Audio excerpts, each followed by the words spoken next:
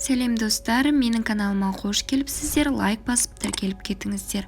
Бүгін біз сіздермен осындай әдемі жұмсақ нан дайындайтын боламыз. Ол үшін жылы суымызды құйып, үстіне тұз саламыз. Мен елекке ашытқымен бірге ұнды салып алдым. Сол кезде менде ашытқы күйіп кетпейтін болады.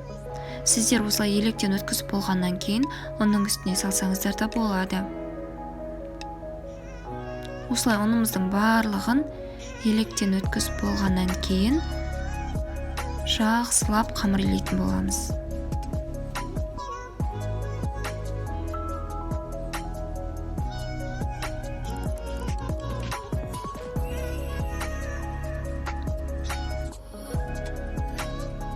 Осылай қамырларымыздың басы біріккеннен кейін үстіне сұйық май құйып, тағы да жақсылап қамыр илейтін боламыз. Бұл сұйық май көп емес, бұл қамырдың бойына сіңіп кетеді. Бұл біздің нанымыздың жұмсақ болуына септігін тигізеді. Осылай барлығын біркелкі етіп илейтін боламыз.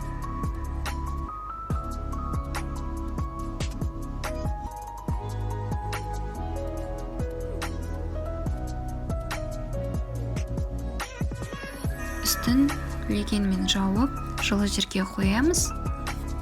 Сосын осылай көтерілгеннен кейін 2-3 рет қайтарамыз. Сонда біздің нанымыз өте биік әрі жеңіл болып шығады. Нандарымызды осылай жасайтын боламыз.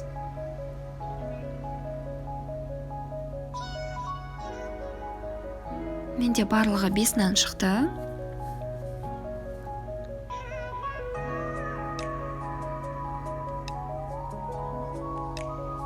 Осылай тағы да бетін жауып, көтерілгенше кішкене қалдыратын боламыз. Көтерілгеннен кейін нандарымызды жасайтын боламыз.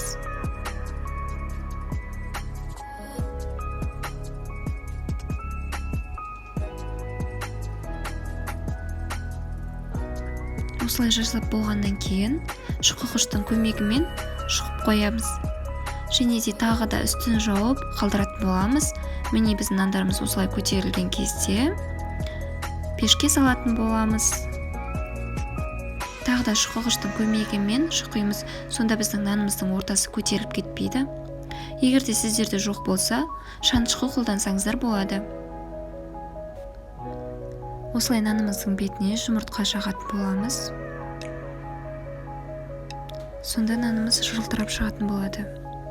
Міне бізде осындай жұмсақ әрі әдемі нан шығады. Менің каналыма тіркелуді ұмытпаңыздар. Сіздермен болған Жібек. Мені көргендеріңізге рахмет.